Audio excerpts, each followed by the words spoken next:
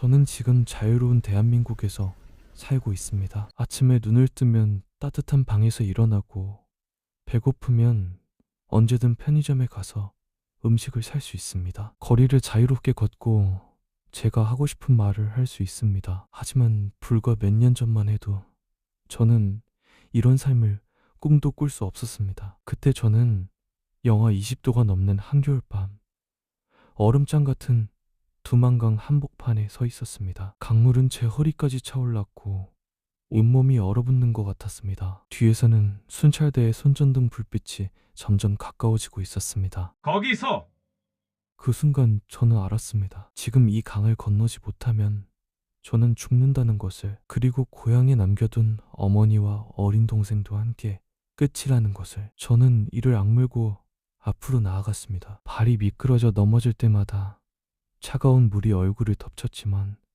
멈출 수 없었습니다. 뒤돌아보는 순간 모든 것이 끝나니까요. 왜 제가 목숨을 걸고 그 강을 건넜는지 그 이야기를 지금부터 들려드리겠습니다. 이 믿기 힘든 탈출기가 궁금하시다면 구독과 좋아요 버튼을 눌러주세요. 여러분의 관심이 북한에 남아있는 사람들에게 희망의 메시지가 됩니다. 지금부터 제가 왜 고향을, 가족을, 그리고 제가 알던 모든 것을 버리고 그 차가운 강물 속으로 뛰어들 수밖에 없었는지 그 전말을 들려드리겠습니다. 제 이야기는 양강도의 작은 마을에서 시작됩니다. 중국과 국경을 맞대고 있는 그곳에서 저는 평범한 노동자 가정의 장남으로 태어났습니다. 어렸을 때 저는 우리 체제를 의심하지 않았습니다. 학교에 가면 매일 아침 김일성 주석님과 김정일 장군님의 초상화 앞에서 경례를 했고, 우리는 세상에서 가장 행복한 나라에 산다는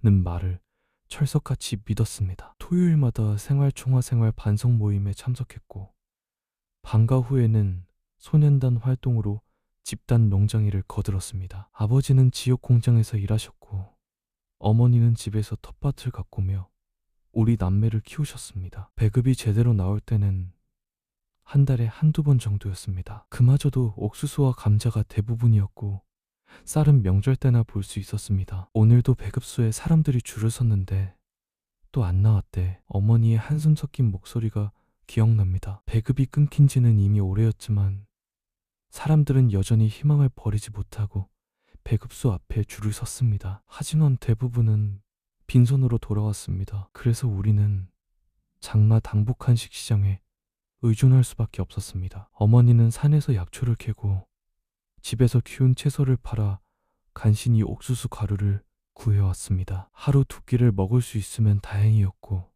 배고픔은 일상이었습니다. 그래도 저는 그게 당연한 줄 알았습니다. 고난의 행군을 이겨내자 미 제국주의자들의 봉쇄 때문에 힘들지만 우리는 강하다는 말을 끊임없이 들었으니까요. 학교에서는 남조선 괴뢰들은 미국 놈들의 식민지 노예로 살고 있다고 배웠습니다. 그들은 굶주리고 있고 우리가 더 행복하다고 했습니다. 당시 저는 그 말을 의심하지 않았습니다. 16살이 되던 해에 저는 아버지를 따라 공장에 나가기 시작했습니다. 전기도 제대로 들어오지 않는 공장에서 낡은 기계들을 돌리며 하루 12시간씩 일했습니다. 임금은 거의 없었지만 그게 제 의무라고 생각했습니다. 동생은 그때 10살이었습니다. 작고 여린 아이였는데 늘 배가 고프다고 했습니다. 어머니는 자신의 몫을 덜어 동생에게 주곤 했습니다. 그렇게 저는 20살이 될 때까지 그저 주어진 삶을 살았습니다. 의문을 품는 것 자체가 위험한 일이었고 우리는 그렇게 살도록 길들여져 있었습니다. 하지만 곧 모든 것이 바뀌는 순간이 찾아왔습니다. 그해 겨울은 유난히 추웠습니다. 어느 날 저녁 일을 마치고 집에 돌아왔을 때 어머니가 부엌에서 울고 계셨습니다. 냄비 안에는 물과 풀뿌리 몇 개가 전부였습니다. 옥수수 가루조차 떨어진 것이었습니다. 미안하다 얘들아. 엄마가 무능해서. 어머니는 그렇게 말씀하시며 고개를 들지 못하셨습니다. 10살 동생은 배가 고프다는 말도 하지 못하고 그저 배를 움켜쥐고 있었습니다. 그날 밤 저는 잠을 이룰 수 없었습니다. 옆방에서 들려오는 동생의 배고픈 신음소리가 귓가에 맴돌았습니다. 그리고 며칠 후 저는 평생 잊을 수 없는 장면을 목격했습니다. 장마당 근처에서 한 아이가 쓰러져 있었습니다. 10살쯤 되어 보이는 꽃제비집 없는 거리의 아이들이었습니다. 사람들이 지나가면서도 아무도 돌아보지 않았습니다. 저도 처음에는 그냥 지나치려 했습니다. 그런 아이들을 돕는 것은 자신의 식량을 나눠준다는 의미였고, 우리도 먹을 것이 없었으니까요. 하지만 그 아이의 눈이 제 동생과 똑같이 생겼다는 걸 깨달은 순간 발걸음이 멈췄습니다. 저는 주머니에서 옥수수 한 덩이를 꺼내 아이에게 주었습니다. 그날 제 정심이었습니다. 아이는 떨리는 손으로 그것을 받아들고 눈물을 흘리며 먹기 시작했습니다. 고맙습니다. 고맙습니다. 그 아이의 목소리가 지금도 귓가에 생생합니다. 그날 밤 저는 처음으로 생각했습니다. 우리가 정말 세상에서 가장 행복한 나라에 살고 있는 걸까? 며칠 후 더 큰 충격이 찾아왔습니다. 마을의 보안원들 북한 경찰이 들이닥쳤습니다. 옆집에 사는 김 아저씨가 중국에서 온 친척을 만났다는 이유로 끌려가는 것이었습니다. 나는 아무것도 안 했어. 그냥 친척을 만났을 뿐이야. 김 아저씨는 그렇게 소리쳤지만 보안원들은 그를 때리며 끌고 갔습니다. 아저씨의 아내와 아이들이 울부짖었지만 우리는 아무것도 할 수 없었습니다. 돕는 순간 이리도 같은 운명이 될 테니까요. 그날 이후 김 아저씨 가족은 마을에서 사라졌습니다. 정치범 수용소로 보내졌다는 소문이 돌았습니다. 저는 그때 처음으로 깨달았습니다. 우리는 자유롭지 않다는 것을, 우리는 감옥에 갇혀 있다는 것을, 그리고 이 감옥의 벽은 철조망이 아니라 두려움으로 만들어져 있다는 것을. 하지만 이런 생각을 하는 것만으로도 위험했습니다. 생활총화에서 누군가 저를 고발할 수도 있었고, 그러면 저와 제 가족도 김 아저씨처럼 끌려갈 것이었습니다. 그래서 저는 입을 다물었습니다. 하지만 마음속 깊은 곳에서는 무언가 잘못되었다는 생각이 점점 커져만 갔습니다. 그리고 그 생각은 곧 저를 돌이킬 수 없는 선택으로 이끌게 됩니다. 그해 봄, 동생이 쓰러졌습니다. 영양실조였습니다. 작은 몸은 뼈만 앙상하게 남아 있었고 얼굴은 창백했습니다. 병원에 데려갔지만 제대로 된 약도 없었습니다. 의사는 그저 영양가 있는 음식을 먹여야 한다는 말만 반복했습니다. 하지만 우리에게는 그런 음식이 없었습니다. 어머니는 밤낮으로 동생 곁을 지키며 울었습니다. 저는 그 모습을 보면서 깨달았습니다. 이대로 가다가는 동생이 죽을 것이라는 것을, 그리고 어머니도 저도 결국 같은 운명을 맞이할 것이라는 것을. 그날 밤 저는 죽을 각오로 결심했습니다. 탈북하겠다. 그 생각을 하는 순간 온몸에 소름이 돋았습니다. 탈북은 곧 죽음을 의미했습니다. 잡히면 정치범 수용소에 끌려가거나 그 자리에서 총살당할 수도 있었습니다. 가족들도 연좌제로 처벌받게 됩니다. 하지만 저에게는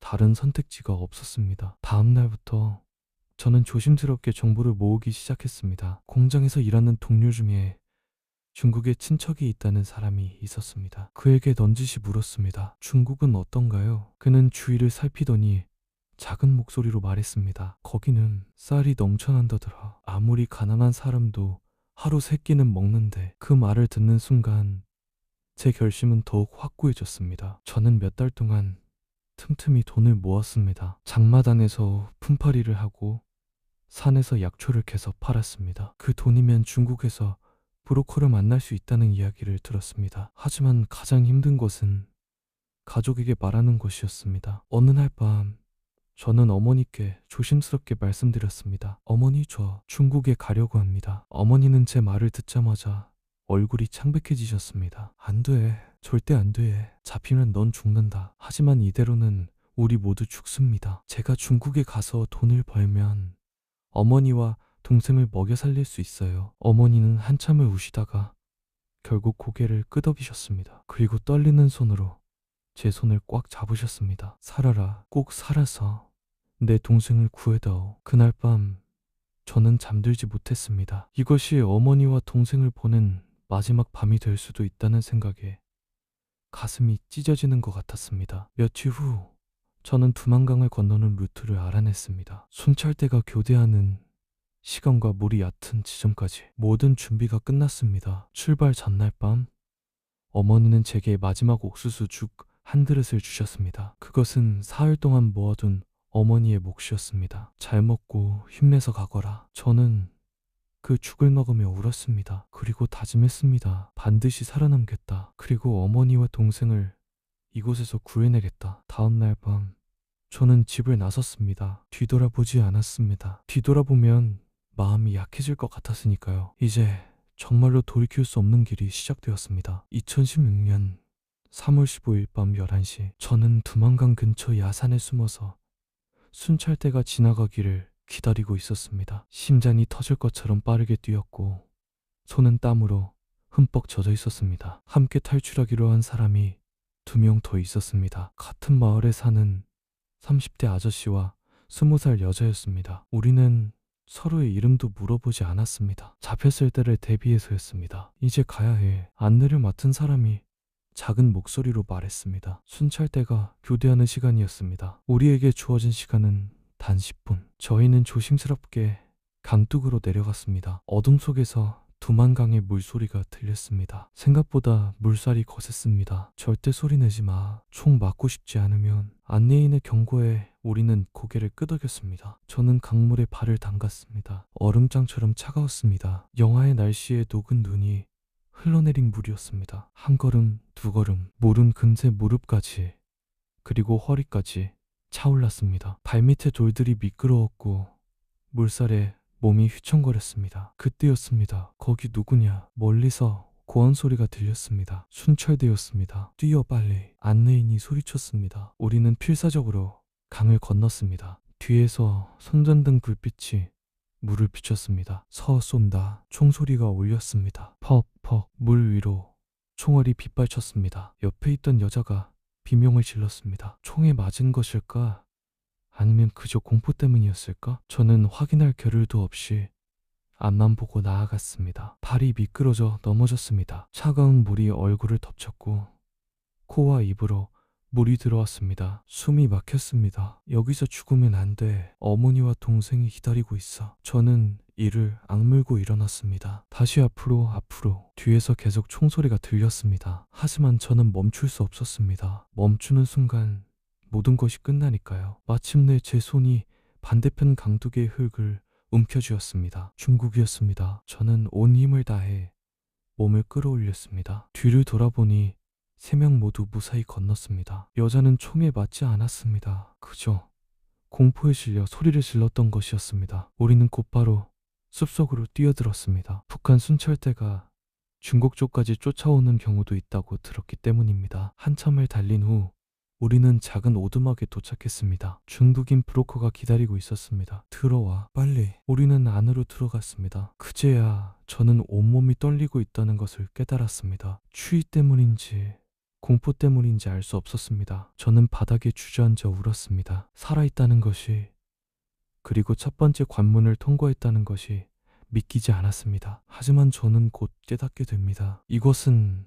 시작에 불과하다는 것을. 진짜 지옥은 이제부터였습니다. 어느 날 마을의 공안이 단속을 나왔습니다. 탈북자 숨겨주는 집 있으면 다 신고해. 저는 헛간에 숨어서 숨도 쉬지 못한 채 떨고 있었습니다. 공안들이 집집마다 뒤지는 소리가 들렸습니다. 제 심장 소리가 너무 커서 들킬까봐 겁이 났습니다. 다행히 그날은 발각되지 않았습니다. 하지만 그 후로 저는 항상 불안에 떨어야 했습니다. 몇 달이 지났습니다. 저는 조금씩 돈을 모았지만 500만 원은 너무 먼 금액이었습니다. 그러던 어느 날 함께 탈북했던 그 여자를 다시 만났습니다. 언니, 어떻게 지내세요? 그녀는 제 질문에 대답하지 않았습니다. 그저 눈물만 흘렸습니다. 나중에 알고 보니 그녀는 인신매매 조직에 팔려갔다가 간신히 도망쳐 나온 것이었습니다. 그날 밤 저는 깨달았습니다. 여기는 북한만큼이나 위험한 곳이라는 것을. 우리는 법의 보호를 받지 못하는 존재였고 누구든 우리를 이용하거나 해칠 수 있었습니다. 이곳에 더 있다가는 나도 끝이야. 어떻게든 한국으로 가야 해. 저는 브로커에게 다시 찾아갔습니다. 제가 가진 돈으로 갈 수 있는 방법이 없을까요? 브로커는 한참을 생각하더니 말했습니다. 위험하긴 한데 동남아시아를 거쳐가는 방법이 있어. 훨씬 험하고 잡힐 위험도 크지. 그래도 갈래? 저는 망설이지 않았습니다. 가겠습니다. 중국에서의 1년은 지옥 같았습니다. 하지만 저는 포기할 수 없었습니다. 고향에는 여전히 어머니와 동생이 제가 보낸 돈을 기다리고 있었으니까요. 마침내 한국으로 가는 마지막 여정이 시작되었습니다. 2017년 여름, 저는 다시 짐을 꾸렸습니다. 브로커는 저를 포함해 5명의 탈북자를 모았습니다. 우리는 트럭 짐칸에 숨어서 중국 남쪽으로 향했습니다. 목적지는 동남아시아였습니다. 라오스나 태국까지 가면 거기서 한국 대사관에 찾아가. 그럼 한국으로 갈 수 있어. 브로커의 말은 간단했지만 그 여정은 결코 쉽지 않았습니다. 우리는 이틀 동안 트럭 안에 갇혀 있었습니다. 좁은 공간에 5명이 웅크리고 앉아 숨도 제대로 쉴 수 없었습니다. 화장실도 갈 수 없어서 견디기 힘들었습니다. 국경 검문소를 지날 때마다 심장이 멎을 것 같았습니다. 트럭이 멈추고 군인들이 짐칸을 두드리는 소리가 들렸습니다. 우리는 숨을 죽이고 기도했습니다. 제발 발각되지 않게 해주세요. 다행히 매번 무사히 통과했습니다. 하지만 그때마다 온몸이 땀으로 흠뻑 젖었습니다. 며칠 후 우리는 라오스에 도착했습니다. 하지만 여기서 새로운 문제가 생겼습니다. 브로커가 갑자기 추가 돈을 요구한 것입니다. 여기까지 오는데 비용이 더 들었어. 1인당 100만 원씩 더 내. 그런 돈 없습니다. 약속이 달랐잖아요. 그럼 여기 버리고 갈까? 어디 가서 살아남나 해봐. 우리는 선택의 여지가 없었습니다. 저는 그동안 모은 돈을 전부 내놓았습니다. 다른 사람들도 마찬가지였습니다. 그날 밤 한 동료가 속삭였습니다. 이 브로커 믿을 수 있을까요? 우리를 버리고 도망가는 건 아닐까요? 저도 같은 걱정을 하고 있었습니다. 하지만 우리에게는 다른 방법이 없었습니다. 다음 날 브로커는 우리를 라오스의 한 마을에 내려놓고 사라졌습니다. 저기 보이는 도로 따라 사흘 정도 걸으면 태국이야. 거기서 한국 대사관 찾아가. 그게 마지막 말이었습니다. 우리는 낯선 땅에서 길을 찾아야 했습니다. 지도도 없고 현지어도 모르는 상태에서요. 우리는 서로를 의지하며 걸었습니다. 사흘 밤낮을 걸었습니다. 밀림을 지나고 강을 건너고 산을 넘었습니다. 먹을 것도 거의 없었습니다. 발에는 물집이 잡히고 온몸은 벌레에 물렸습니다. 한 명은 탈진해서 쓰러졌습니다. 우리는 그를 번갈아가며 업고 걸었습니다. 조금만 더 가면 돼. 포기하지 마. 서로를 격려하며 한 걸음씩 나아갔습니다. 그리고 마침내 우리는 태국 국경 마을에 도착했습니다. 경찰에게 체포되었을 때 저는 오히려 안도했습니다. 이제 한국 대사관으로 갈 수 있을 것 같았으니까요. 며칠 후 우리는 방콕의 한국 대사관으로 이송되었습니다. 대사관 문 앞에 섰을 때 저는 무릎이 꺾였습니다. 그리고 울었습니다. 태극기가 바람에 펄럭이는 모습을 보며 저는 깨달았습니다. 이제 정말 끝났다. 나는 살아남았다. 1년 반에 걸친 긴 여정이 마침내 끝나는 순간이었습니다.